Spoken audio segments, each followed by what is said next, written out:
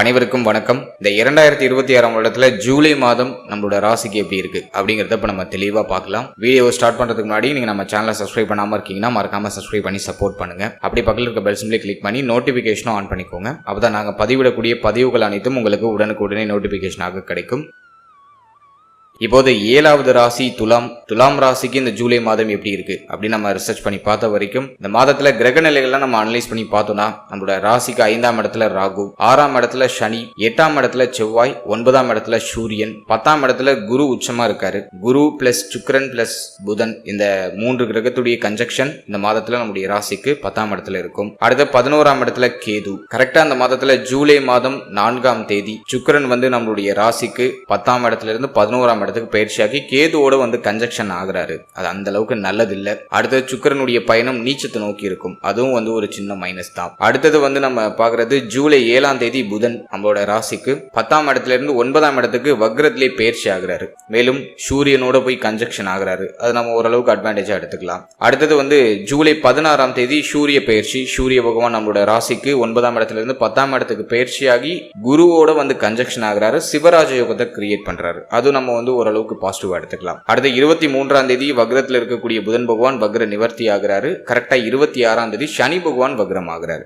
இதுதான் இந்த ஜூலை மாதத்துக்கான கிரக நிலை. இப்ப இந்த ஜூலை மாத ராசி பலனை நம்ம தெளிவா பார்க்கலாம். இந்த ஜூலை மாதத்தை பொறுத்த வரைக்கும் துலாம் ராசி முதல்ல உங்க சிந்தனையில ரொம்ப கவனமா இருக்கணும். ஹை பிரஷர், ஓவர் திங்கிங், நிறைய குழப்பம், வருத்தம், கவலை இது இந்த நேரத்துல உங்களை சூழ்ந்துக்க வாய்ப்பு அதிகம். ஏன்னா எடுத்ததுமே நெகட்டிவா சொல்றேன் அப்படின்னு நினைக்காதீங்க. ஏன் அப்படின்னாக்க இந்த மாதத்துல கரெக்டா 4ஆம் தேதி உங்களுக்கு உங்களுடைய ராசிநாதன் கேதுவோட கன்ஜெக்ஷன் ஆகுறாரு. பிளஸ் 11ஆம் இடத்துக்கு வந்துடுறாரு. பணம் சம்பந்தமான சிந்தனை அதிகரிச்சிடும். பொருளாதாரம் சார்ந்த சிந்தனை, மூத்த சகோதரத்துவம் சார்ந்த சிந்தனை, மேலும் உங்களுடைய ஆசைகள், உங்களுடைய எண்ணங்கள் சார்ந்த சிந்தனைகள் அந்த நேரத்தில் அதிகரிக்க ஆரம்பிக்கும். அதாவது ஓவர் எக்ஸ்பெக்டேஷன் அப்படிங்கிறது இந்த மாதத்துல இம்ப்ரூவ் ஆக வாய்ப்பு இருக்கு. ஒரு மாதிரி சலிப்பு, எதுவுமே பிடிக்கல, எனக்கு ரொம்ப கோபமா இருக்கு, கொஞ்சம் தனிமையா இருந்தா நல்லா இருக்கும் அப்படிங்கிற மாதிரியான ஒரு உணர்வை இந்த மாதம் தூண்ட வாய்ப்பு அதிகம். ஏன்னா கேது உங்களுக்கு எதுலையுமே பற்று இல்லாத ஒரு கிரகம் தான் கேது. கேதுவோட சுக்கிரன் கன்ஜெக்ஷன் ஆகும்போது எதுலையுமே ஈடுபாடு இருக்காது, எதுலையுமே விருப்பம் இருக்காது. அது ஒரு மாதிரி கொஞ்சம் டஃபா இருக்கும். அடுத்தது அந்த சுக்கிரன் உங்களுக்கு நீச்சத்தை நோக்கி போவாரு. எனவே சுக்கிரன் ஆல்மோஸ்ட் உங்களுக்கு 4ஆம் தேதியில இருந்து பலவீனமா தான் மாறுறாரு. இதுல என்ன ஒரு அட்வான்டேஜ்னா இந்த மாதத்துல 11th ஹவுஸ்ல இருக்கிறது ஓரளவுக்கு பரவாயில்லை அப்படின்னு நான் சொல்றேன். பட் கேதுவோடு இணையும் போது எல்லாமே இருக்கும், ஆனா எதுவுமே இல்லாத மாதிரியான ஒரு உணர்வை கொடுத்துரும். எனவே ஃபர்ஸ்ட் நீங்க ஃபோக்கஸ் பண்ண வேண்டியது உங்க சிந்தனையில. தேவையில்லாத சிந்தனை, உங்க மனசை கஷ்டப்படுத்தக்கூடிய அந்த ஒரு சிந்தனை, அதெல்லாம் அந்த நேரத்துல ஊற்றெடுக்காம உங்களை நீங்க பாதுகாத்துக்கிறது நல்லது. இதுக்கு என்ன பண்ணலாம்? தியானம், யோகா, உங்களுக்கு பிடிச்ச விஷயத்துல உங்களுடைய சிந்தனையை திசை திருப்புறது. இது போன்று உங்களை நீங்க ஆப்டிமேஷன் பண்ணிக்கிட்டா இந்த மாதம் உங்களுக்கு இன்னும் பெட்டரா இருக்கும் அப்படின்னு எனக்கு தோணுது. அடுத்தது நீங்க எடுக்கிற முடிவு, நீங்க செய்யக்கூடிய மாற்றம், அதுல ஒரு நிதானம் இருக்கணும். அவசர முடிவு, அவசர மாற்றம், கோபத்துல முடிவெடுக்கிறது, உணர்ச்சி வசப்பட்டு முடிவெடுக்கிறது, அதெல்லாம் இந்த மாதத்துல முடிஞ்ச அளவுக்கு அவாய்ட் பண்றது நல்லது. மோஸ்ட்லி இந்த மாதத்துல எடுக்கிற முடிவுகள் தவறா போறதுக்கு வாய்ப்பு அதிகம். எனவே முக்கியமான முடிவுகளை இந்த மாதத்துல எடுக்காதீங்க, கொஞ்சம் தள்ளி போடுங்க. முக்கிய முடிவுகள்லாம் போஸ்ட்மான் பண்ணி கொஞ்சம் தள்ளி போடுறது நல்லது அப்படின்னு தான் நான் சொல்றேன். அடுத்தது இந்த மாதத்துல நம்ம மெயினா பாக்குறது 5ஆம் இடத்துல ராகு. அது ஆல்ரெடி உங்களுக்கு ஒரு மன அமைதியை கெடுத்துட்டு, மனசுல நிம்மதி இல்ல, ஒரு திருப்தி இல்ல, எதுலையுமே ஒரு ஈடுபாடு இல்ல, நான் எது பண்ணாலும் எனக்கு மனசு நிம்மதி கிடைக்க மாட்டேங்குது அப்படிங்கிற மாதிரி தான் இப்ப துலாம் பயணிச்சிட்டு இருக்காங்க.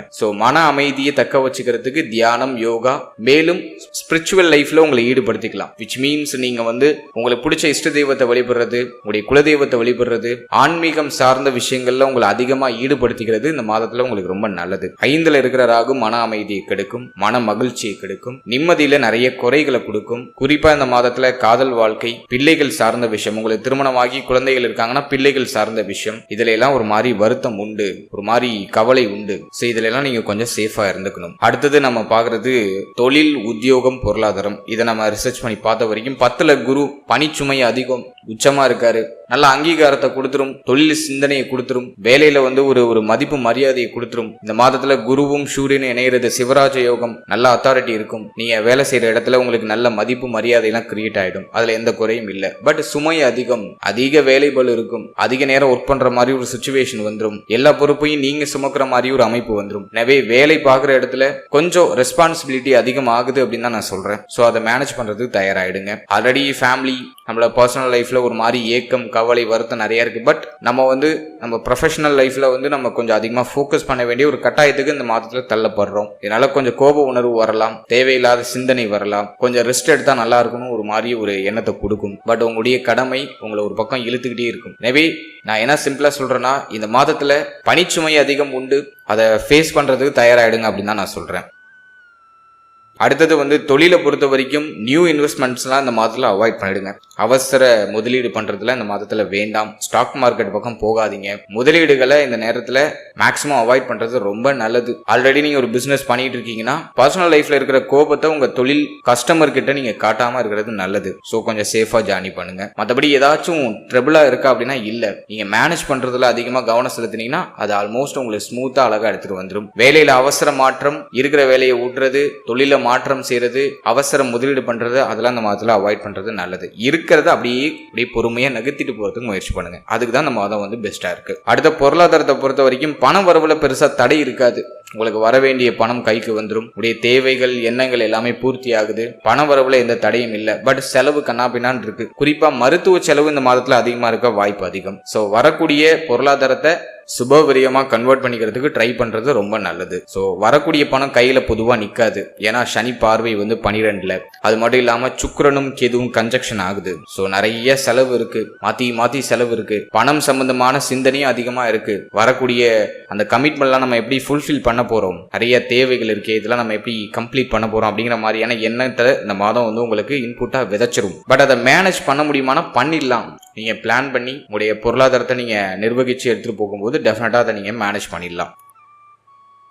அடுத்தது நம்ம பார்க்கறது திருமண முயற்சி, திருமண வாழ்க்கை. இதை நம்ம ரிசர்ச் பண்ணி பார்த்த வரைக்கும் 7ஆம் பாவகத்துல பெருசா எந்த கிரகத்துடைய ஆதிக்கமும் இல்லை. ஆனா 7ஆம் அதிபதி உங்களுக்கு 8ஆம் இடத்துல. எனவே இந்த மாதம் பர்டிகுலரா திருமண முயற்சிக்கு சாதகமா இல்லை. ஸோ இந்த மாதத்துல திருமண முயற்சி தள்ளி போடுறது நல்லது. அடுத்தது திருமண வாழ்க்கையை பொறுத்த வரைக்கும் திருமண மாணவர்களா இருக்கீங்கன்னா மன வாழ்க்கையில ரொம்ப அக்கறை எடுத்துக்கணும், கவனம் எடுத்துக்கணும். வாழ்க்கைத்தினுடைய தேக ஆரோக்கியத்துல அக்கறை எடுத்துக்கணும். வாழ்க்கைத்தினுடைய உறவு நிலையில அக்கறை எடுத்துக்கணும். உங்களால உங்களுடைய வாழ்க்கை துணைக்கோ அல்லது உங்க வாழ்க்கை துணையால உங்களுக்கோ மன வருத்தம், மனக்கவலை இந்த மாதத்துல அதிகபட்சமா வரதுக்கு வாய்ப்பு இருக்கு. எனவே மன வாழ்க்கையில கொஞ்சம் கூடுதல் கவனம் செலுத்தி செயல்படுறது ரொம்ப நல்லது. அவசர முடிவு, அவசர மாற்றம், வாக்குவாதங்கள், தேவையில்லாத பேச்சுவார்த்தைகள் இதெல்லாம் மன வாழ்க்கையில நீ அவாய்ட் பண்ணிக்கிறது நல்லது. அடுத்தது புத்திர பாகியம், பிள்ளைகள் சார்ந்த விஷயம். இதை நம்ம ரிசர்ச் பண்ணி பார்த்த வரைக்கும் 5ஆம் பாவகத்துல ஆல்ரெடி ராகு, 5ஆம் அதிபதி உங்களுக்கு 6ஆம் இடத்துல. குழந்தை பாகியத்துல இப்போ ஒரு தடை அமைப்பு இருக்கு, பெருசா ஃபேவரா சொல்ல முடியல. சோ இந்த மாதம் பர்டிகுலரா சாதகமா இல்ல. நீங்க புத்திர பாகியத்துக்கு முயற்சி பண்றீங்கன்னா இந்த மாதத்துல கொஞ்சம் மெடிக்கல் நீட்ஸ் அதிகமாகும், பரிசோதனைகள் அதிகமா செய்வீங்க.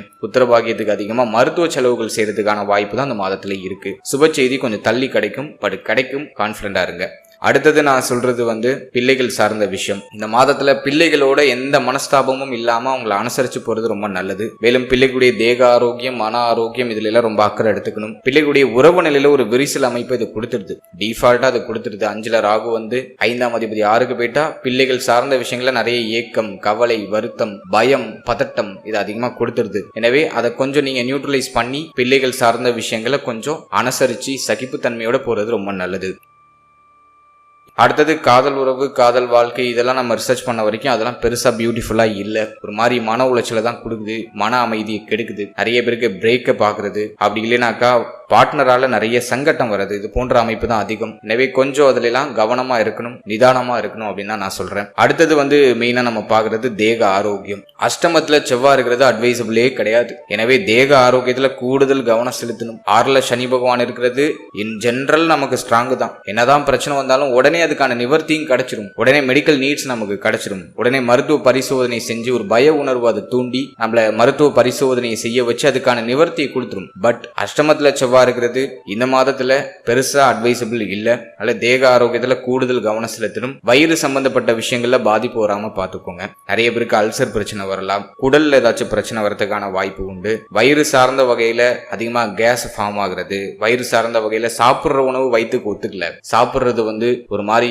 ஃபுட் பாய்சனிங் மாதிரி மாறிட்டு அந்த மாதிரியான ஒரு இஷ்யூஸ்லாம் இந்த மாதத்துல வரலாம். அதே போல கழிவு நீக்க உறுப்புகள்ல கவனமா இருங்க. கழிவு நீக்க உறுப்புகள் ஏதாச்சும் பாதிப்பு நீங்க வாய்ப்பு இருக்கு. மேலும் நான் ரொம்ப டேஞ்சரா பார்க்க பாக்குறது இந்த மாதத்துல உங்களுக்கு உங்களுடைய சிந்தனை ஓவரா யோசிக்க வைக்கும், தூக்கத்தை கெடுக்கும். தூக்கமின்மை, நேரம் கடந்து சாப்பிடுறது, ஓவரா திங்க் பண்றது, இது போன்ற அமைப்புகள் அதிகமாகலாம். ஒரு வெறுப்புணர்வு, எதுமேலையும் பற்றில்லாத ஒரு உணர்வு இது கிரியேட் பண்ணும். எனவே கொஞ்சம் எல்லாத்துலயும் நிதானமா செயல்படுங்க.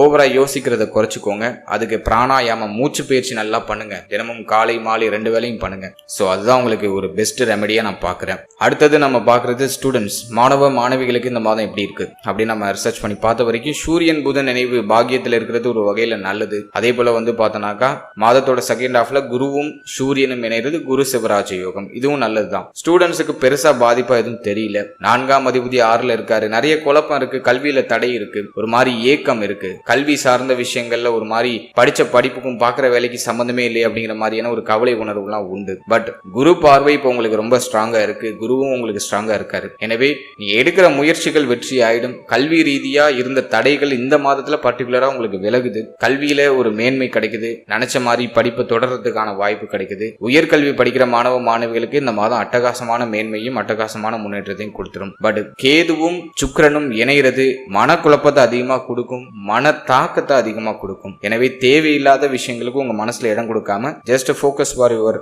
ஸ்டடீஸ், உங்களோட ஸ்டடீஸ்ல மட்டும் நீங்க ஃபோக்கஸ் பண்ணீங்கன்னா இந்த மாதம் உங்களுக்கு சூப்பர் ஹைப்பர் பாசிட்டிவா இருக்கும் அப்படின்னு தான் நான் சொல்றேன். ஓவராலா இந்த ஜூலை மாதம் துலாம் ராசிக்காரர்களுக்கு கொஞ்சம் டஃபா இருக்கு. பட் மேனேஜ் பண்ணிடலாம். எல்லாத்தையும் கான்பிடண்டா இருங்க. உங்களுடைய யோசனை, சிந்தனை, முக்கிய முடிவு, முக்கிய மாற்றங்கள், இதுல மட்டும் கொஞ்சம் அதிக கவனம், நிதானத்தை கடைபிடிச்சா இந்த மாதம் உங்களுக்கு சூப்பர் பாசிட்டிவா இருக்கும். என்னுடைய மனமார்ந்த வாழ்த்துக்கள்.